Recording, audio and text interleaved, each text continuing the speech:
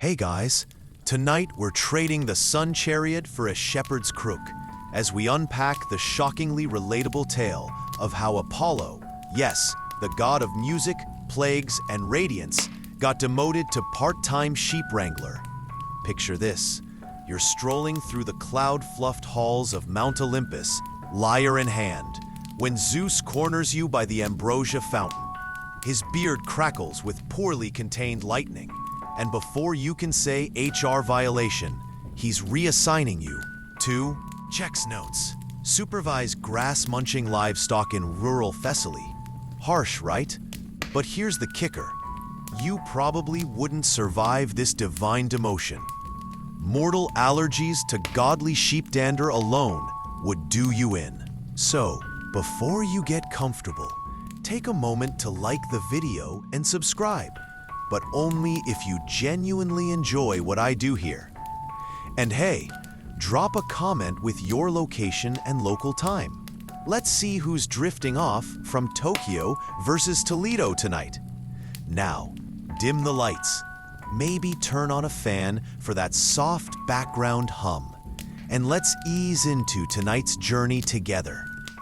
You're Apollo. Not Apollo in shining armor or Apollo serenading the muses, Apollo. No, today you're Apollo ankle-deep in sheep dung Apollo, because Zeus just handed you the most baffling performance improvement plan in Pantheon history. Turns out, that minor lyre incident last week, where you accidentally turned Hera's sacred peacocks into tone-deaf karaoke enthusiasts, wasn't as minor as you thought. Mainstream fact incoming. Apollo's lyre wasn't just a prop. Ancient sources like Hesiod's Theogony treat it as a divine tool for cosmic order. But here's the quirky twist. According to fragmentary Athenian drinking songs, those same peacocks started heckling Zeus during thunderbolt practice. Historians still argue whether this demotion was about avian vandalism or Zeus secretly envying Apollo's Spotify-curated playlists. You trudge through dew-soaked fields, golden sandals squelching, as 137 immortal sheep blatantly ignore your existence. Their wool glows faintly because, of course, Zeus's punishment flock doubles as DIY nightlights. One chews on your chitin hem while another practices parkour over a startled olive tree. You sigh, strumming your lyre in protest, but the sheep just harmonize. Badly. Three-note belches echo across the valley. This is rock bottom. But wait, here's your first reality check. Mortal shepherds would have killed for this gig. Literally. Ancient Greek herders faced wolves, bandits, and tetanus from rusty shears, while you're just battling divine ennui. Lean into that sarcasm, Apollo. At least your resume now has multitasking deity bullet points. You quickly learn these aren't your average docile sheep. These are Olympian sheep, part livestock, part existential crisis. The first clue? Their refusal to graze on anything less than saffron-infused clover. You prod one with your shepherding crook, a downgrade from your usual sun chariot reins, and it glares at you with glowing purple eyes before teleporting 3 meadows over. Mainstream fact, ancient Thessalian pastures were renowned for their rich soil. But as Aristotle notes in History of Animals, even the fattest mortal sheep only produced 2 pounds of wool annually. These woolly divas? Their fleece regenerates hourly, leaving glittering tufts that attract hyperactive sparrows. By noon, you're mediating a standoff between your flock and a territorial dryad. The tree nymph's bark face wrinkles in disgust as sheep number 42 chews her prized acorn necklace. "Lord Apollo," she hisses, sap dripping from her fingertips, "control your walking tapestries before I turn them into laurel fertilizer." You mutter an apology, but the sheep belch in unison, a chord that vibrates the nymph's oak into shedding all its leaves. Quirky tidbit: fragmentary Arcadian texts describe song sheep whose bleats could shatter wine amphorae, though historians still argue whether this was literal or just ancient wine critics being ancient wine critics. You attempt diplomacy, offering the nymph a lyre solo in exchange for truce. She scoffs. Your brother Hermes already serenaded my sister with a lute made of squirrel bones. We're over, gods. The sheep, sensing weakness, stampede toward her root system. Chaos erupts. Hooves kick up geysers of dirt. A ewe starts spontaneously combusting, harmlessly, thanks to divine fireproofing. And the nymph's hair, a nest of ivy, catches flame. You're about to intervene when Zeus's voice booms from a conveniently passing cloud. Productivity note: 37% pasture utilization. Improve or face additional performance reviews. Here's the scholarly hot take. Some modern classicists think Apollo's herding myth symbolizes failed Bronze Age land management.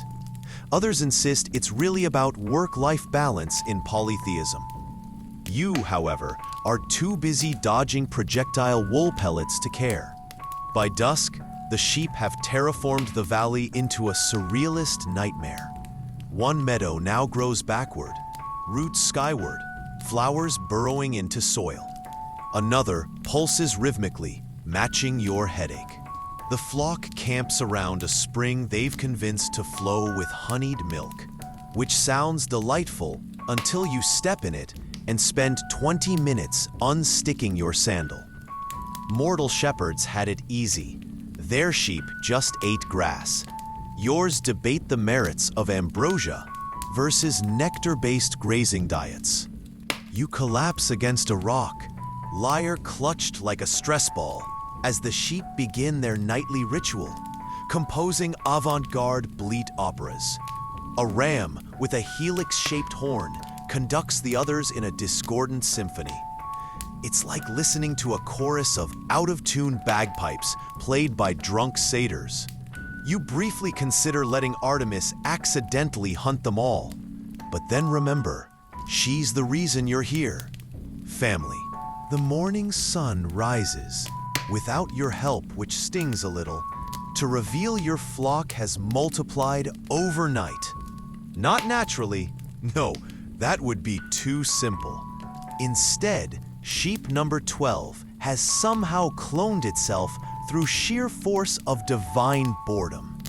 Now there are 17 identical rams with the same smug expression, all chewing on your chitin sleeves like living, bleeding scissors. Mainstream fact: ancient Greek shepherds marked their sheep with red ochre dye to prevent mix-ups, as noted in Hesiod's Works and Days. Your solution?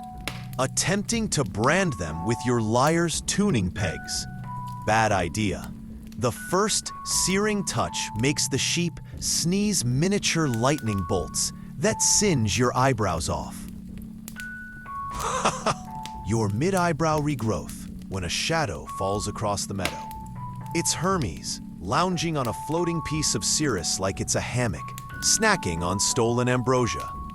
Nice flock, he says, eyeing the golden fleeces with the calculating gaze of a god who's about to make your life worse. Heard Zeus put you on, what was it, agricultural sabbatical? You groan. Hermes grins and tosses you a fig, which transforms midair into a scroll of bureaucratic paperwork. Performance review metrics, he explains. You're being graded on wool softness, sheep morale, and something called lamb to lightning bolt conversion rates. Quirky tidbit: a scrap of papyrus found in Oxyrhynchus mentions Apollo's sheep producing singing wool that hummed when woven into cloaks, though historians still argue whether this was a divine trait or just really enthusiastic moths. The day deteriorates further when the sheep stage a labor strike. They unionize under a particularly opinionated ewe named Cleo, after the muse, because of course, and present demands written in hoof prints on your best liar. More cloud grazing breaks, overtime pay and nectar, immediate reinstatement of Apollo's sun chariot privileges. This one's suspiciously specific.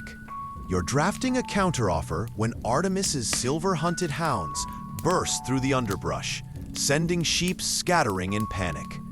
Your sister appears moments later, moonlit and unamused. "I've been tracking a chaos boar for weeks," she snaps, "and your living yarn balls just scared it into Hades' domain."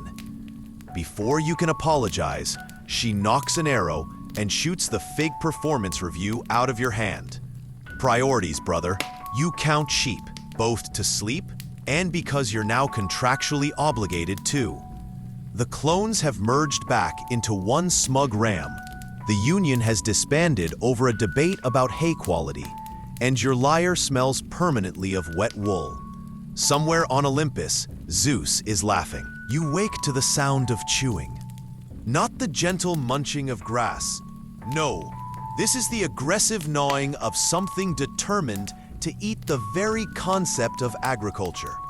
Sheep number 83 has lodged itself halfway up an ancient olive tree, consuming the sacred branches with the fervor of a god at an all-you-can-eat ambrosia buffet. Its golden fleece glitters with stolen olives, and when you yank its tail to dislodge it, the sheep belches a perfect smoke ring shaped like Zeus's frown. Mainstream fact: sacred olive trees in ancient Greece were protected by law. Cutting one down could get you exiled, as noted in Plutarch's Life of Solon. But apparently, no one legislated against sheep-based deforestation. The dryads are forming an angry mob at the meadow's edge, waving sticks and chanting something about woolly eco-terrorists. Hermes materializes beside you, now wearing a fake shepherd's beard and holding a clipboard. Per Article 12, Section B of your divine demotion contract, he intones, any destruction of sacred flora results in, he flips a page. Mandatory hoofacure sessions. Before you can protest, he produces a set of golden sheep nail files and vanishes, leaving you to wrestle number 83 out of the tree. Quirky tidbit. A marginal note in a 3rd century BCE veterinary text from Alexandria describes Apollonian sheep whose hooves grew tiny lyre-shaped cuticles that needed weekly polishing. Though historians still argue whether this was zoological fact or an early example of divine brand merchandising. The afternoon brings a new crisis. The sheep have discovered their reflections in a mountain spring and become obsessed. Rams butt heads with their own watery doppelgangers. Ewes pose dramatically like woolen narcissuses, and one lamb keeps trying to high-five itself. You attempt to herd them away, but the flock revolts, forming a conga line that circles the spring in what can only be described as a bashet. Just as you resign yourself to eternal ovine vanity, the Oracle of Delphi's voice echoes from a nearby tortoise shell. Beware the golden hoof that steps where no hoof should step. On cue, sheep number 12 prances directly onto the spring surface, walking on water like some fleecy messiah. The others follow, and soon, the entire flock is tap dancing across the pond in a synchronized routine. You stare. The dryads stare. Even the tree number 83, half devoured, seems to stare. Somewhere, Zeus adds unauthorized miracles to your performance review. The water-walking spectacle attracts an audience. Satyrs emerge from the woods, clapping along to the sheep's aquatic tap routine. A few nymphs start taking bets on which ram will sink first. Even Pan shows up, looking equal parts impressed and offended that sheep are upstaging his flute recitals. You, however, are busy calculating how much nectar it would take to bribe the spring into pretending this never happened. Mainstream fact: ancient Greeks believed springs were protected by nymphs called naiads, who could curse those who polluted their waters, as mentioned in Pausanias's description of Greece. But apparently, no one told your sheep. The lead ram, now calling itself Poseidon's woolly challenger via interpretive dance, is doing backflips off a startled trout. Just as you're about to intervene, the ground rumbles. The spring's naiad erupts from the depths in a geyser of indignation, her hair a furious cascade of water lilies. "My spring is not a performance venue," she booms, voice echoing like a thunderclap in a bathtub. The sheep freeze mid-prance. One belches nervously. Quirky tidbit, a recently deciphered linear B tablet from Pylos, mentions dancing sheep being sacrificed to appease angry water spirits, though historians still argue whether this was ritual or just really bad farm management. The naiad flicks her wrist, and the sheep are suddenly wearing tiny lead weights around their hooves. They sink like sheep wearing lead weights.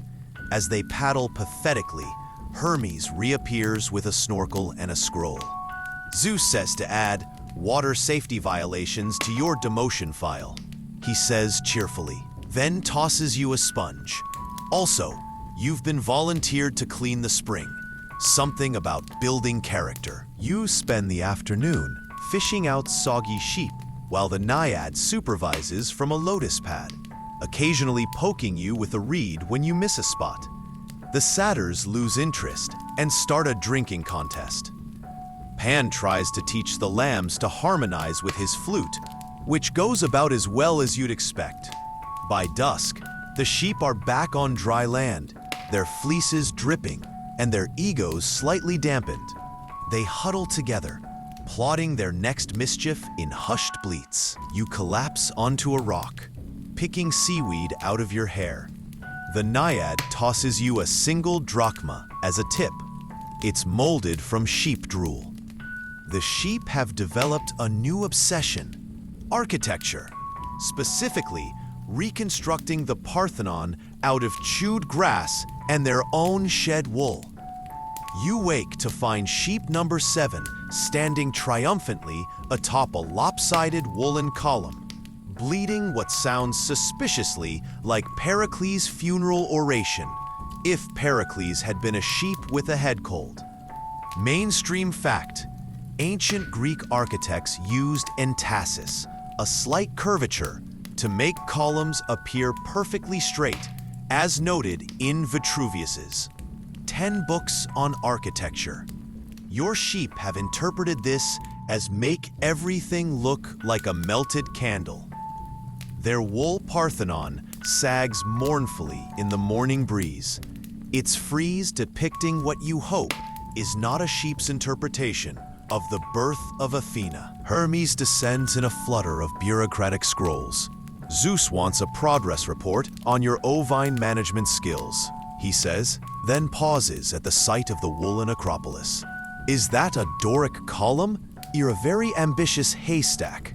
Quirky tidbit: a fragmentary comedy play by Aristophanes mentions sheep who dream of being masons, though historians still argue whether this was satire or an actual cult phenomenon.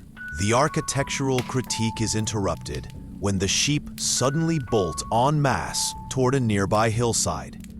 You give chase, sandals slapping against dew-slick grass, only to discover they've unearthed an ancient Bothros, a sacrificial pit, and are now solemnly dropping bits of half-chewed grass into it like tiny woolen priests. A passing farmer gasps. "They're performing the Eleusinian mysteries," he cries, falling to his knees. The lead ram nods gravely and places a daisy crown on your head. You're now apparently the high priest of a sheep cult.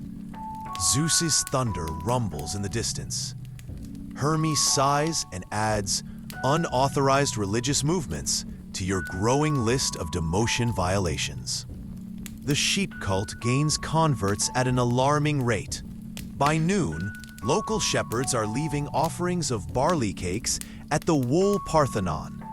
A particularly enthusiastic goatherd tries to sacrifice his least favorite goat to the great bleeding one, sheep number 12, who accepts this tribute by chewing on the man's sandal straps. You attempt to explain this isn't an actual religion, but the flock drowns you out with a synchronized chant of Ba-men. Mainstream fact: ancient mystery cults, like those at Eleusis, promised initiates secret knowledge, as described in the Homeric hymn to Demeter. Your sheep's version involves aggressively nudging people toward the tastiest patches of clover, while making meaningful eye contact. The situation escalates when a delegation of Athenian architects arrives, arguing that the woolen columns violate building codes. The lead ram responds by spitting a perfectly formed wad of cud onto a scroll, creating what might be history's first sheep-drafted legal document. Quirky tidbit: a recently discovered potsherd from Corinth depicts sheep holding tiny measuring rods, though historians still argue whether this represents an actual ovine architect guild or just a very bored vase painter. A very bored vase painter.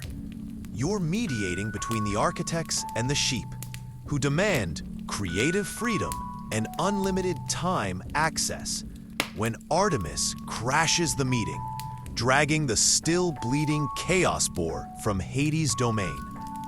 Your cultists scared this into the underworld, she accuses, as the boar happily tramples the Wool Parthenon into a fiber art installation.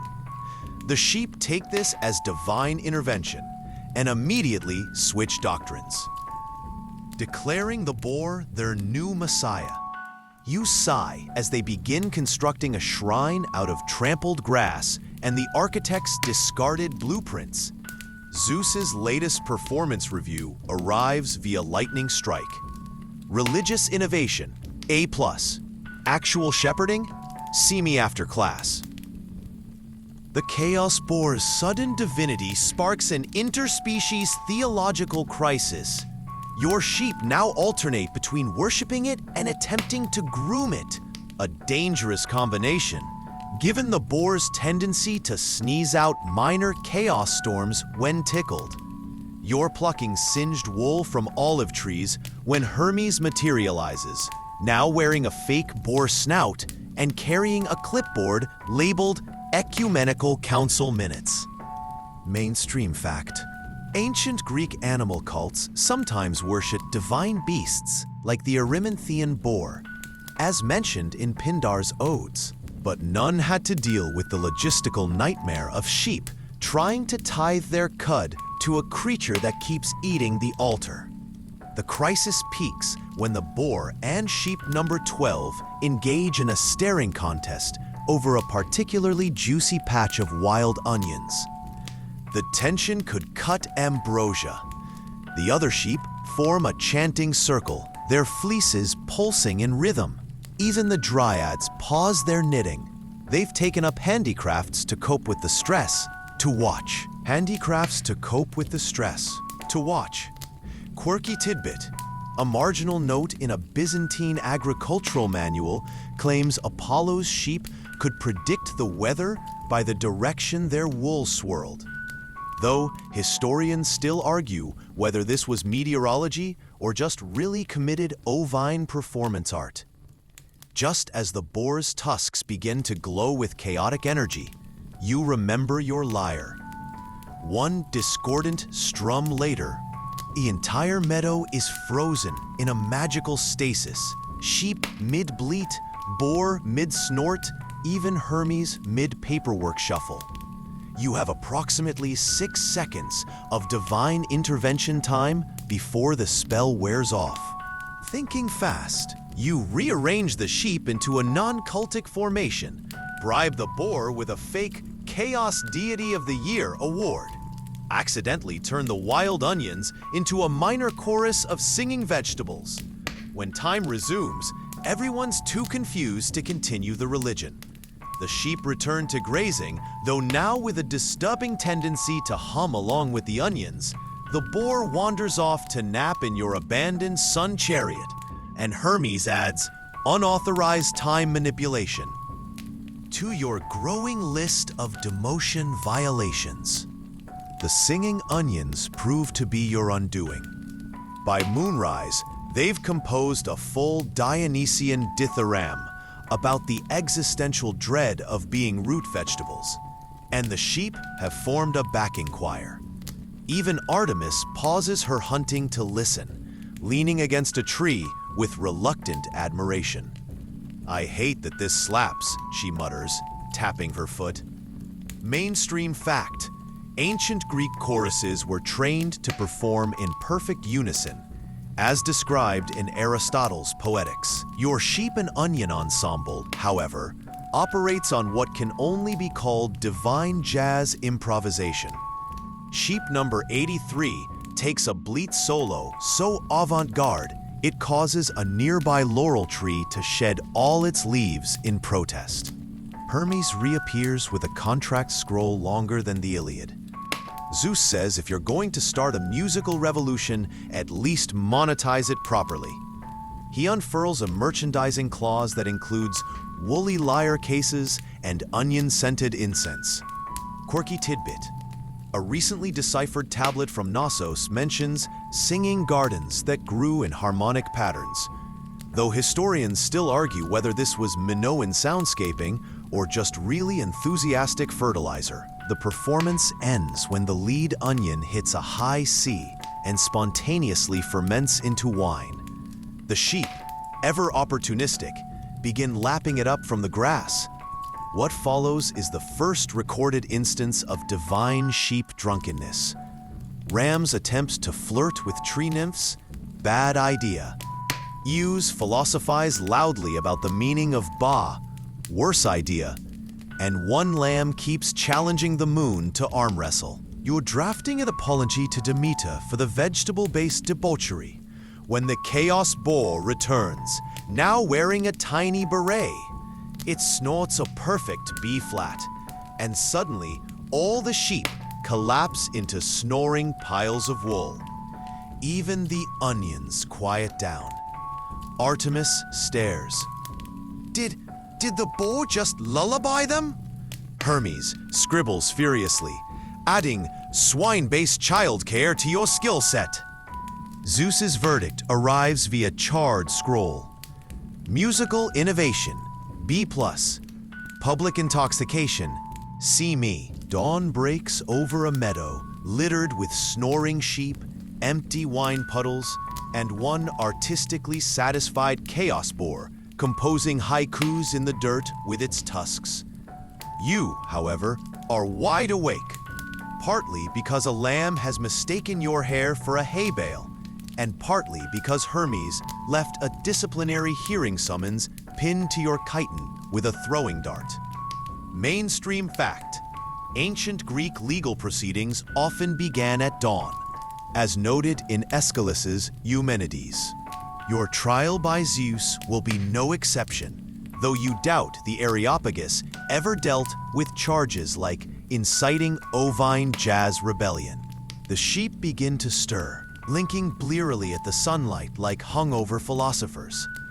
One ewe tries to stand, trips over her own hooves, and starts a domino effect that topples the entire flock into a groaning, woolly pile.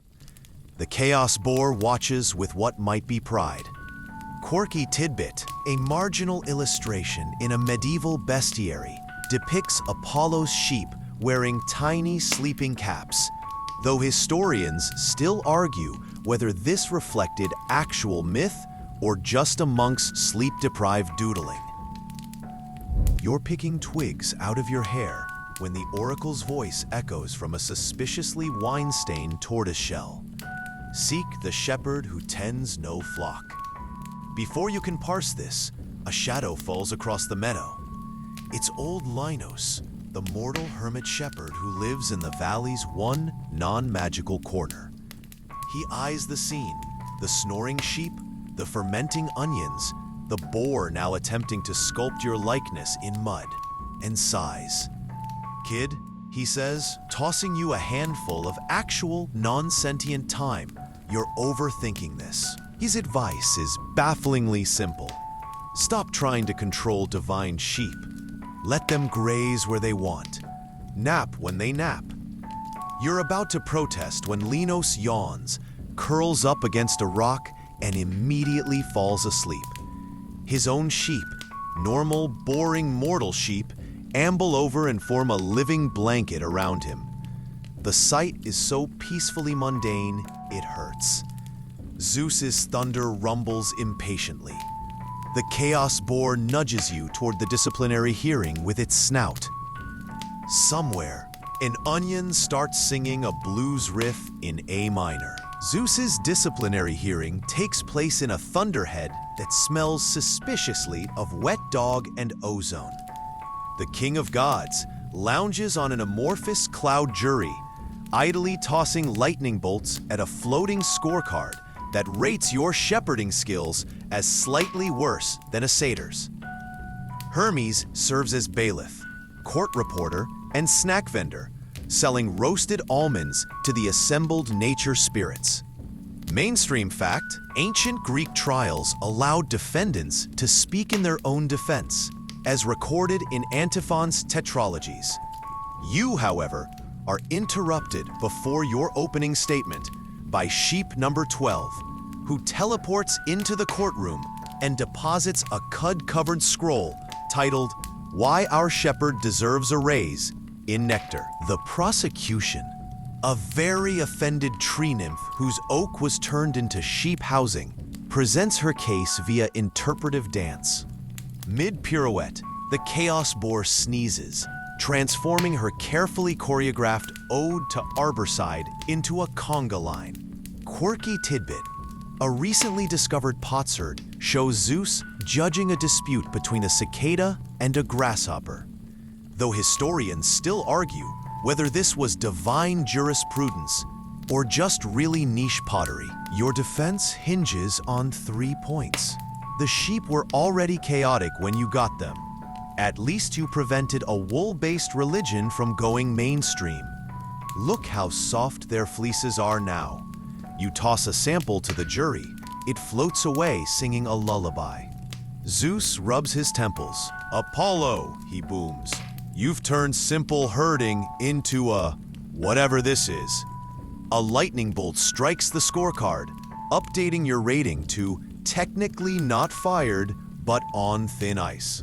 As punishment, you're sentenced to one final task: herd the sheep through the gates of Morpheus to prove they can sleep like normal livestock. The courtroom dissolves into mist, leaving you standing in a meadow at dusk with a flock that's already plotting its next escapade. The chaos boar snorts in what might be solidarity, or indigestion. The gates of Morpheus shimmer ahead like a dream half remembered, a towering archway of poppies and starlight that sways gently in a wind that doesn't touch the grass. Your sheep, however, seem more interested in the gate's structural integrity. Sheep number 7 is already attempting to chew through a support beam, while number 83 headbutts the keystone in an experimental fashion. Mainstream fact, ancient Greeks believed dreams entered through gates, either of horn, true visions, or ivory, false ones, as described in Homer's Odyssey. Morpheus's personal portal, however, appears to be made of equal parts insomnia and existential dread. You're about to intervene when Hermes materializes wearing a sleeping mask and holding a clipboard labeled Dream Compliance Forms. He yawns. Zeus says if you can get them to sleep for one full night cycle, your demotion ends. The sheep, overhearing this, immediately begin fake snoring with theatrical gusto.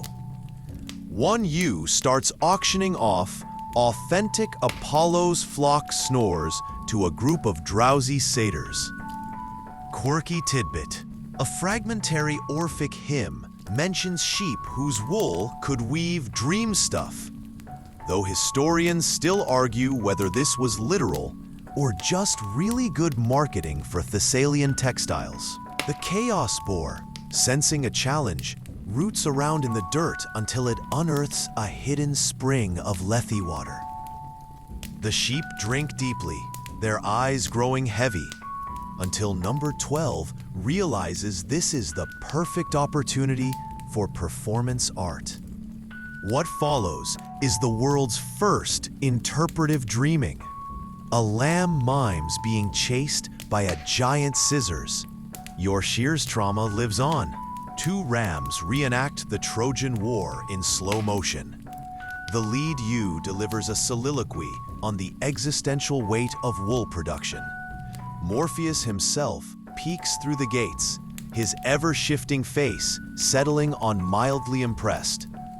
"They're terrible at sleeping," he murmurs, "but brilliant at meta-somnolence." Just as you think you failed, Linos's advice echoes in your mind.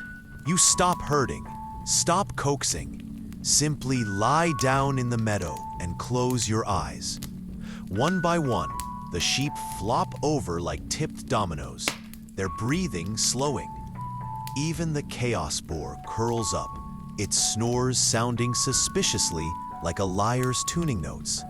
Zeus's verdict arrives on the wings of a passing nightmare. "Fine, you win, but we're never speaking of this again." The sheep awaken at dawn, not with their usual chaos, but with something resembling dignity. They stretch, shake out their fleeces, and for once, don't immediately plot divine mischief.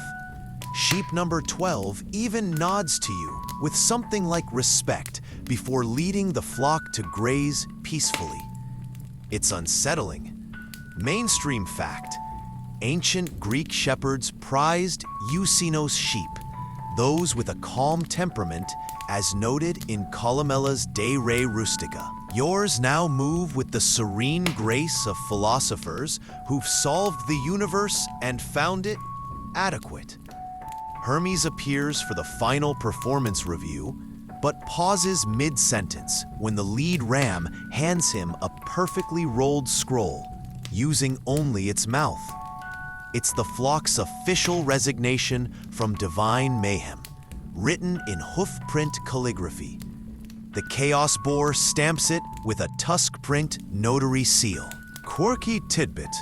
A Delphic pottery shard depicts sheep meditating, though historians still argue whether this was spiritual or just really effective grazing posture.